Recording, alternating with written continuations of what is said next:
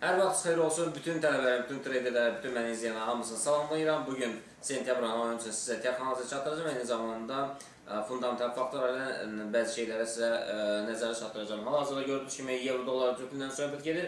Keçən həftə dediyimiz bütün nöqtələrin özünü doğrultdu. Yəni euro-dollar cütlüyü bütün hədəflərə toxundu. Yəni hal-hazırda Fibonacci sistemi əsasında 61.8-in üzərindədir. Yəni bugün təbii ki aşağı korreksiya olacaq. Bu korreksiyalar gözləmək saat hal-hazırda 10:00 göstərir.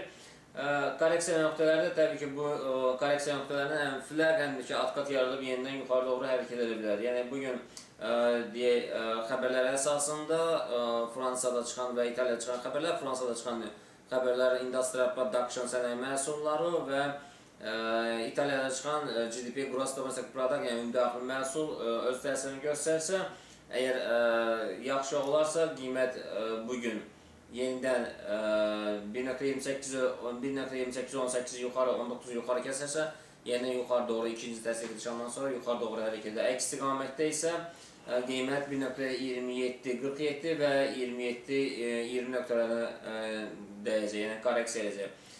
Təbii ki, ümumi tendensiyaya baxanda yenidən yuxarıda qiymətin aşağı gəlmə, ümumiyyətlə həftə ərzində aşağı gəlmə ehtimalı Fibonacci sisteminin 50-ci nöqtəsində toxunması ehtimalı böyükdür. Bu da ki 1.2664-dür. Bu qiymətin həftə ərzində 26.14-ə gəlməsi, 26.64-ə gəlməsi nəzər çatır. Bu təbiidir, yəni ki bu deyək ki, euro-dollar cütlüyünün tam olaraq aşağı gəlməsi deyil. Bu sadəcə olaraq korreksiyadır, yəni ki, qiymət özünü yer eləyərək yenidən yuxarı doğru hərəkət edəcək. Keçək funt-dollar cütlüyünə. Funt-dollar cütlüyündə də gördüyünüz kimi ümumi tendensiya yuxarıdır. Burada qiymət Fibonacci sisteminin 61.8-dən 80 nöqtə arasında, eyni zamanda trend xəttinin 0-cı xəttindədir. Bu günləri biraz korreksiya gözlənilir. Bu korreksiyada, yəni bu həftə üçün korreksiya nöqtəsi Fibonacci sisteminin 61.8-dən düşür. Bu da 1.5906 ola bilər. Əks istiqamətdə isə bugün qiymət 1.60-35-36-nı vurarsa yenidən yuxarı doğru hərəkət edəcək. Yəni bu da 80-ci nöqtəyə çatacaq.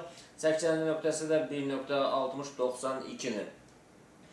Bugünkü korreksiya nöqtələrini bir də nəzər çatdım. Yəni birinci korreksiya nöqtəsi 1.5975 və 1.5941 olacaq. Dollar frank cütlüyünə nəzər salaq. Dollar frank cütlüyünə gördüyünüz kimi qiymət ümumi istiqamət aşağıdır. Təbii ki keçən həftə demişdik, yəni euro dollar, funt dollar cütlüyü yuxarı olsa da dollar frank cütlüyü yəni aşağı tendensiyaya hərəkət edir. Bu da Fibonacci sisteminin 50-ci nöqtəsindədir. Yəni bugün qiymət 0.94-30-yu aşağı kəsərsə yenidən aşağı doğru hərəkət edəcək. Əks istiqamətdə isə korreksiyası bugün gözlənilir 0.95-03. Təbii ki bugün korreksiya olacaq. Yəni bu da keçən həftənin düşdüyündən sonra əks istiqamətdə qalxması yəni təbiidir. Keçək dollar frank cütlüyü, dollar yen cütlüyünə.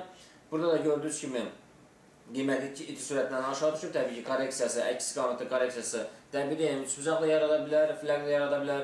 Yəni bugün korreksiya nöqtəsi 78-48 olacaq. Əks istiqamətdə isə 78-03-ü vurarsa yenidən aşağı doğru hərəkət edir. Dollar Kanada cütlüyündən nəzər salsaq, dollar Kanada cütlüyündə gördüyünüz kimi bu da aşağı gəlib. Yəni Fibonacci sisteminin 61.8-ində yəni aşağıdan formalaşıb. Bugün yenidən aşağı gəlmək gözlənir. 0.9762-ni kəsərsə aşağı doğru hərəkət edir. Əks istiqamətdə isə korreksiyası 0.9807 olacaq. Avstraliyalı dollar cütlüyünə nəzər salaq, yəni bu cütlüyü yenidən yuxarı doğru hərəkət edəcək. Yəni bugün hardasa hal-hazırki qiymətdən 0.0356-dan ən azından bugün üçün deyək ki 15-20 punkt aşağı korreksiya ediləndən sonra yenidən yuxarı doğru hərəkət edəcək. Bugünkü hədəfləri Fibonacci sistemi əsasında 50-ci nöqtəsinə çatacaq. Bu da 1.0388, 1.0399 olacaq. Və ümumi tendensiya bu həftə üçün yenidən yuxarı doğru hərəkət edəcək.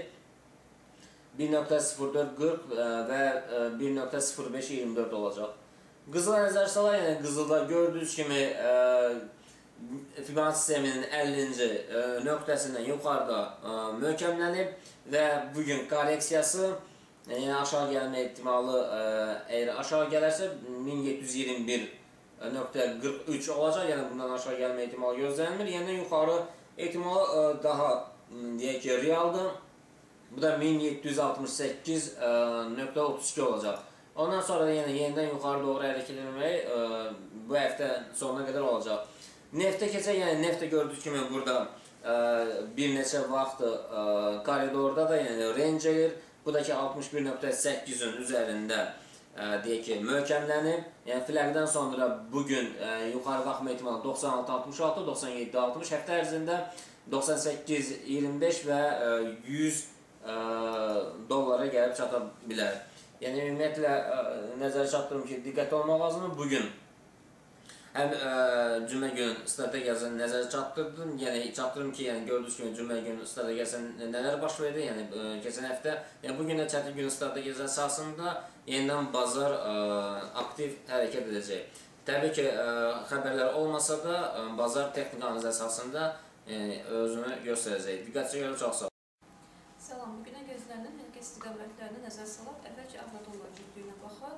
Avro-dollar cütlüyü cümə günü, keçən cümə günü kəskin qalxışla göstərdi və 27.44 müqavimətini qıraraq 28.17 səviyyəsinə qədər qalxa bildi. Yəni bu səviyyə əvvəlki tarixə baxsaq güclü müqavimət olduğu üçün hələ buranı qıra bilməyib. Qalxışın səbəbi Amerikada non-farm, yəni qeyri-kənd təsərrüfatı sektorunda məşğulluğun kəskin azalması idi. Yəni bu azalma, bu rəqəmlər Amerika iqtisadiyyatında stimullaşdırıcı addımlara atılmasının ehtimalını, yəni QH proqramının başlanması ehtimalını gücləndirdi. Analitiklər hesab edirlər ki, artıq 12-13 sentyabrda keçiriləcək iclasda, yəni FOMC iclasında bu barədə konkret addımlar atılacağı bildiriləcək, yəni bu barədə məlumat veriləcək. Bu, avro-dolların qalxışına kömək elədi və dediyim kimi cütlük bu səviyyədən bu səviyyəyə qədər qalxa bildi. 28-17 səviyyəsi hələ ki qırıla bilmir, bunun qırılması 29-cu fevral qədər qalxışa səbəb olacaq. Hələ ki 27-44 dəstəyi aktual dəstək olaraq qalır. Yəni bu dəstəyin qırılması, aşağı qırılması 27-ci figura və 26-50 səviyyəsinə, sonrası 26-20 səviyyəsinə qədər enişə gətirib çıxarılacaq. Qalxmaq üçün cütlük göstərdiyimiz kimi 28-17 səviyyəsindən yuxarıda möhkəmlənməlidir.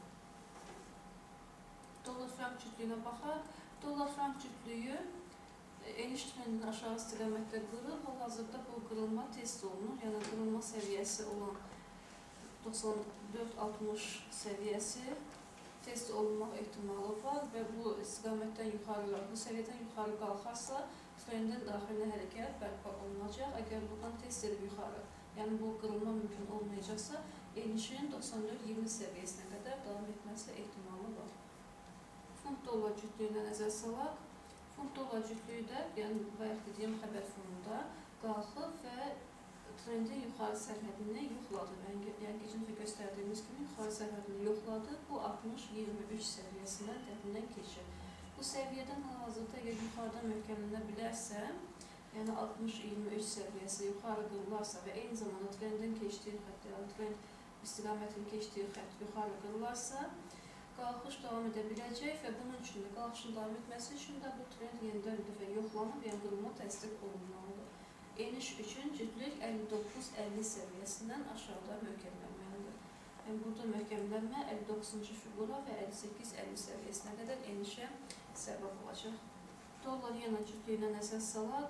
Dollar-yena cütlüyü kəskin qalxışla 79-cu figura yoxladı və sonra hal-hazırda 78-ci, sonra isə enişə başlayıb 78-ci figura yoxlayıb.